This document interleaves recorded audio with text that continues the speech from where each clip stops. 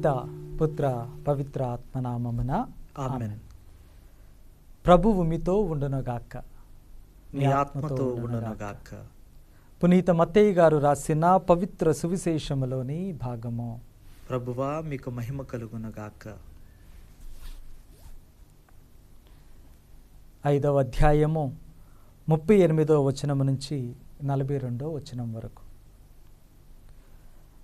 కంటికి కన్ను పంటికి పన్ను అని పూర్వము చెప్పబడిన దానిని మీరు వినియున్నారు కదా. నేనిప్పుడు మీతో చెప్పునదేమనగా, నీకు అపకారము చేసిన వానికి ప్రతీకారము చేయకుము. నీ కుడి చెంపపై కొట్టిన వానిని నీ ఎడమ చెంపపై కూడా కొట్టనిమ్ము. నీతో తగువులాడి న్యాయస్థానమున నీ అంగీ కొరకు వ్యాజ్యమాడిన వానికి నీ పై వస్త్రము సైతము ఇమ్ము. ఒకడు నిన్ను తనతో అర్ధక్రోశము రమ్మని బలవంతము చేసిన ఎడల వానితో క్రోశము వెళ్ళము. అడిగిన వానికి లేదనక ఇమ్ము. అప్పు అడిగిన వానికి లేదన వలయునని నేనిప్పుడు మీతో నొక్కి వక్కాణించుచున్నాను. ఇది క్రీస్తు సువిశేషము. క్రీస్తువా మీకు స్తుతి కలుగునుగాక. క్రీస్తునాథుని యందు ప్రేమ కలిగినటువంటి సహోదరి సహోదరులారా, సామాన్యమైనటువంటి 11వ వారంలో ప్రవేశించాం.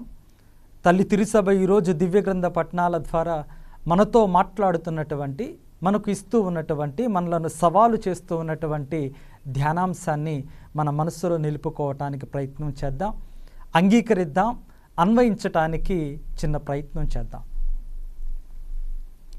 తల్లి తిరుసభ ఈరోజు క్రీస్తు భగవానుడు మాట్లాడినటువంటి మాటలను ప్రత్యేకంగా ప్రజలందరూ తన చుట్టూ ఉన్నప్పుడు ఆయన పర్వతం మీద కూర్చొని అధికారపూర్వకముగా మాట్లాడినటువంటి మాటలను ధ్యానాంశముగా మనందరికీ కూడా ఇస్తూ ఉన్నది.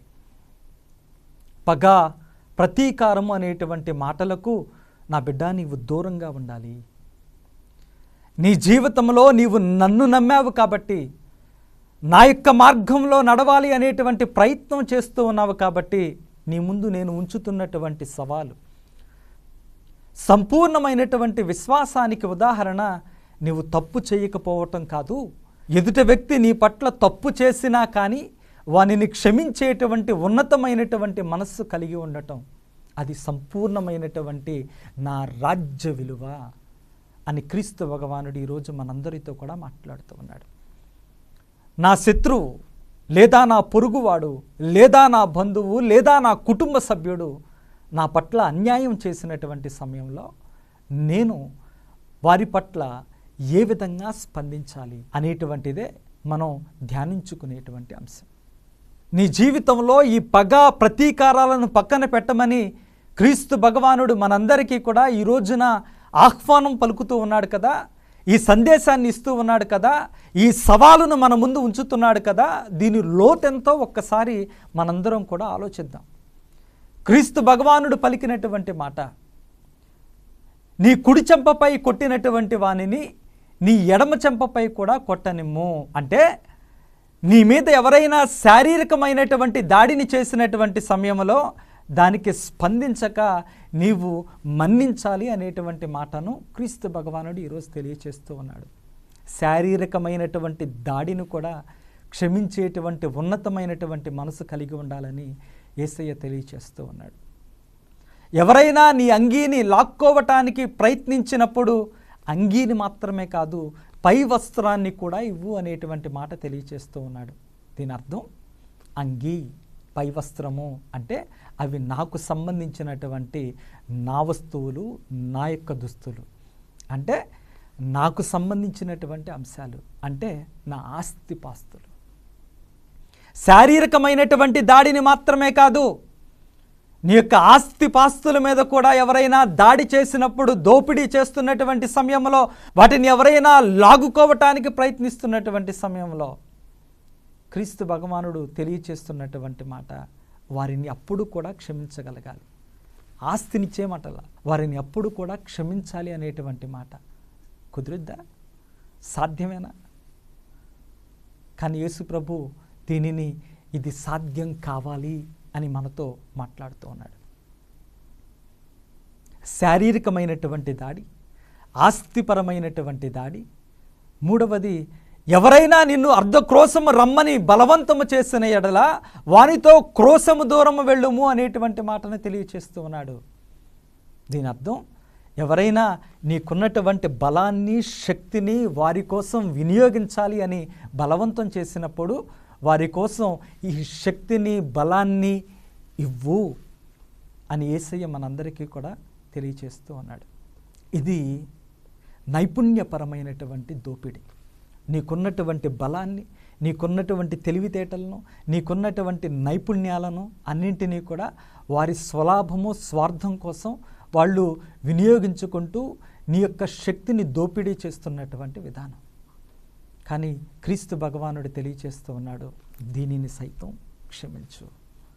ఈ రకంగా చేస్తూ ఉన్నటువంటి వారిని శారీరకమైనటువంటి దాడి, ఆస్తిపరమైనటువంటి దాడి, నైపుణ్యాలను దోపిడీ చేసుకుంటూ నీ పట్ల అన్యాయం చేస్తున్నటువంటి వారి మీద కూడా నీవు పగ, ప్రతీకారాలు పెట్టుకోకుండా వారిని క్షమించగలగాలి అనేటువంటి యేసయ్య మాటను ఈరోజు మనం అంగీకరిద్దాం.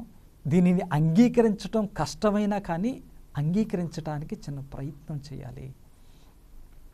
ఈరోజు యేసు ప్రభు మనతో మాట్లాడుతున్నటువంటి మాట, కంటికి కన్ను పంటికి పన్ను అనేటువంటి దయాపూరితమైనటువంటి ఆజ్ఞను విని ఉన్నారు కదా. నా రాజ్యములో ఒకటిగా ఉండాలి అనేటువంటి ఆలోచన చేస్తున్నటువంటి నీతో నా బిడ్డ నేను పలుకుతున్నటువంటి మాట, నీ దయ, నీ కనికరము, నీ క్షమ ఈ కంటికి కన్ను పంటికి పన్ను అనేటువంటి దయాపూరితమైనటువంటి ఆజ్ఞను సైతము దాటి ఉండాలి. దానిని మీరి, దానిని దాటి, దానికన్నా ఎక్కువగా నీవు దయను చూపించగలగాలి. ఇది నా రాజ్యానికి సంబంధించినటువంటి విలువ. ఇదేంటి, కంటికి కన్ను పంటికి పన్ను అనేటువంటి మాట దయాపూరితమైనటువంటి మాటగా ఏ రకంగా మారుతుంది అనేటువంటి ఆలోచన, అనేటువంటి సందేహం మనందరికీ కూడా కలగవచ్చు. కానీ ఇది ఎంత దయాపూరితమైనటువంటి మాటో ఈ సమయంలో తెలుసుకోవటానికి చిన్న ప్రయత్నం చేద్దాం. పూర్వకాలములో కేవలము పూర్వ వేదాన్ని పాటించేటువంటి ఇశ్రాయేలు ప్రజలు మాత్రమే కాదు, పూర్వకాలంలో ఉన్నటువంటి ప్రజలందరూ కూడా ఈ యొక్క ఆజ్ఞను ఏర్పాటు చేసుకున్నటువంటి విధానం బహు చిత్రంగా ఉంటుంది, బహు ఘనంగా ఉంటుంది. ఎవరైనా నా పట్ల దాడి చేసినటువంటి సమయంలో ఒక వ్యక్తి వచ్చి నా కంటినో, నా చేతినో, నా యొక్క కాలినో దాడి చేస్తూ, దానిని విరగకొడుతూ, నా యొక్క శరీర అవయవాలను నాశనం చేస్తూ వెళ్ళిపోయినటువంటి సందర్భంలో నా యొక్క కుటుంబ సభ్యుడు, నా యొక్క బంధువు, నా స్నేహితుడు, నా జాతివాడు చేసేటువంటి ఆలోచన ఇదేంటి, బయటవాడు వచ్చి మా యొక్క పొరుగువాడిని, మా బంధువును, నా కుటుంబ సభ్యుడిని ఈ రకంగా చిత్రహింసలకు గురి చేస్తూ అన్యాయంగా ఒక కంటినో, ఒక చేతినో, ఒక కాలినో నాశనం చేస్తూ విరగకొడుతూ వెళ్ళిపోతాడా? ఎంత ధైర్యమో, మేమేంటో చూపిస్తాం అని ఒకడిగా కాకుండా ఒక గుంపుగా, ఒక జాతిగా వారందరూ కూడా వెళ్ళి ఆ ఒక్కడిని కాకుండా వారి కుటుంబాన్ని, వారి బంధువులను, వారి జాతి మొత్తాన్ని నాశనం చేసినటువంటి సందర్భాలు కేవలము ఊహలలో కాదు, చరిత్రలో అనేకమైనటువంటి సందర్భాలు ఉన్నాయి. ప్రియ సహోదరి సహోదరులారా, ఆ సమయంలో తీసుకున్నటువంటి నిర్ణయం, ఆ సమయంలో ఏర్పాటు చేసుకున్నటువంటి ఆజ్ఞ ఇది. పూర్వవేదములో బహు చక్కగా దీని గురించి మనం వింటూ ఉంటాం.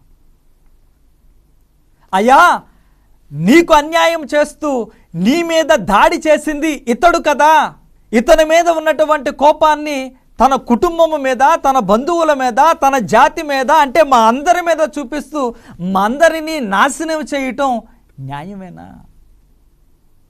సమ్మతమేనా? ఇది చక్కనైనటువంటి విధానమేనా? ఆలోచించండి. నీకు అన్యాయం చేసింది ఇతడు మాత్రమే. నీకు ఇతడు అన్యాయం చేశాడు కాబట్టి నీ పగ, ప్రతీకారము కేవలము ఇతని మీద మాత్రమే తీర్చుకో. నీ కంటిని నాశనం చేశాడా, ఇతని కంటిని తీసివేయి. నీ శరీరంలో ఒక అవయవాన్ని నాశనం చేశాడా, నీవు అదే శరీరానికి సంబంధించినటువంటి తన శరీరంలో ఆ అవయవాన్ని నీవు నాశనం చేయి. అది నీ హక్కు.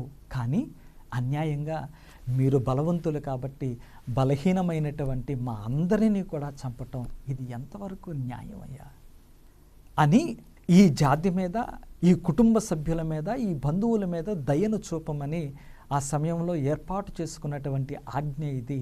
ప్రియ సహోదరి సహోదరులారా, క్రీస్తు భగవానుడు ఈరోజు మనందరితో కూడా మాట్లాడుతున్నటువంటి మాట, ఇటువంటి దయాపూరితమైనటువంటి ఆజ్ఞను విన్నావు కదా, ఈరోజు నా ముందు కూర్చొని నేను చెప్పేటువంటి ఈ మాటలను ఆలకిస్తూ, అయ్యా నేను నీ మార్గంలో నడిచేటువంటి బిడ్డను అనేటువంటి మాటను తెలియచేస్తూ ఉన్నావు కదా, అయితే విను.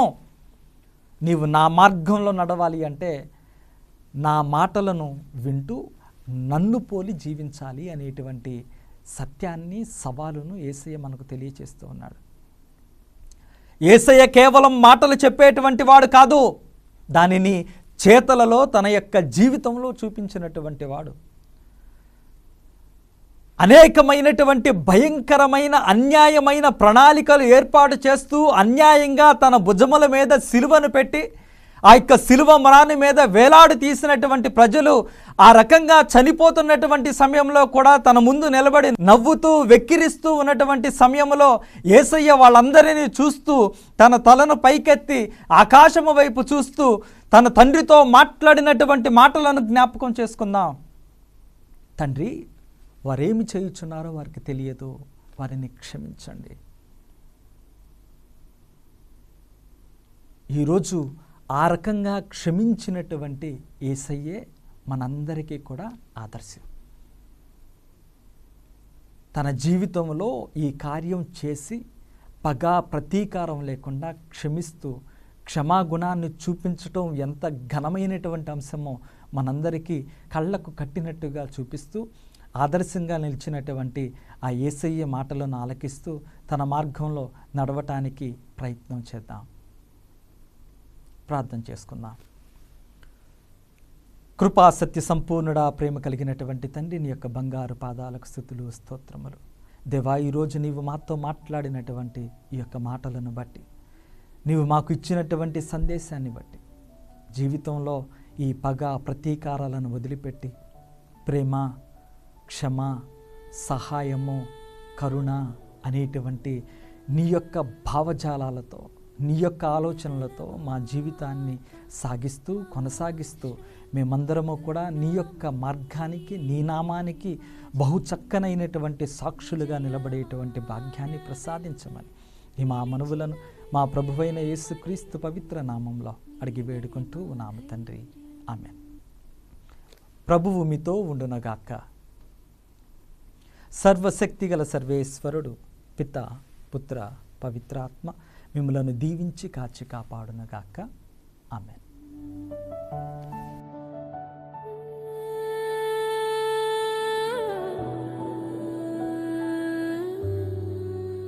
గుణదల మాత మా ఆశ్రయం, కరుణామయీ నీవే మా జీవనం, విజయవా